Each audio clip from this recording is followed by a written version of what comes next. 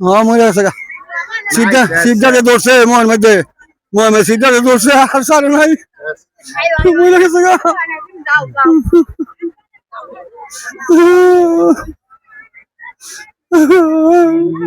কি ঘটনা ঘটছে একটু বলেন তো।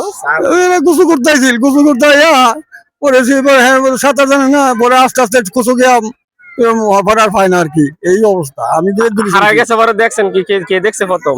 হারা গেছে পরে আমার এক নাতি দেখছে, পরে কইতাছে মেঘলাই নাই যেন নাই, পরে মেঘলাই নাই, পরে হাগর হেরা ওই কানু উঠতে বলছে, পরে হেরা আবার দুলদুলাই নামছে, নাইমা খুঁজা আর পায় না, পরে জাল দিয়ে টানলাম, 4-5টা টান দেওয়া হয়েছি, 2-3টা জাল দেওয়া পাই নাই, পরে ওখানে আবার দড়ি টান্দা দিয়া পাওয়া গেছে আর কি।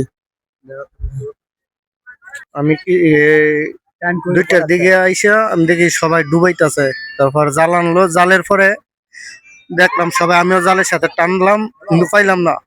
তখন আমার মনের মধ্যে একটা আঘাত আসলো, আল্লাহ আমি একজন এই ফিরের হাত ধরা দয়াল আবুল বাসার ভৈরব উমানাথপুর।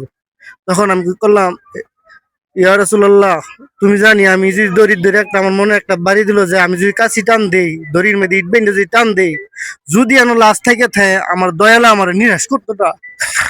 তখন আমার মুর্শিদ কেবলা গেলাম, ইয়া রাসূলুল্লাহ আমার একজন পীর ভাইয়ের নাতি এখনো পড়ে গেছে, যদি আমি দড়ি টান দেই তাহলে তুমি যদি দয়া করো তাইলে আমার হাতে বাজায় দিও।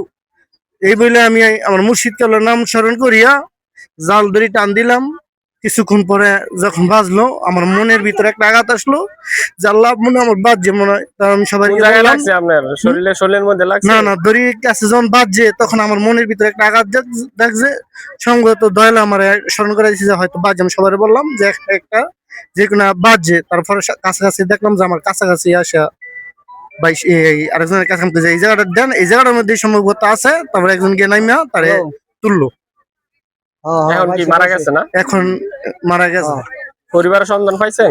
হ্যাঁ পরিবার আছে, খরিয়া হজুরকান্দি বাড়ি, তার নানির বাড়ি বেড়াইতে আসলো খরিয়া, এই নানি বেড়াইতে আইসে গিয়া এখানে ঘুরতে আসছে, তারপরে গোসল করতে গিয়া হারানো গেছে।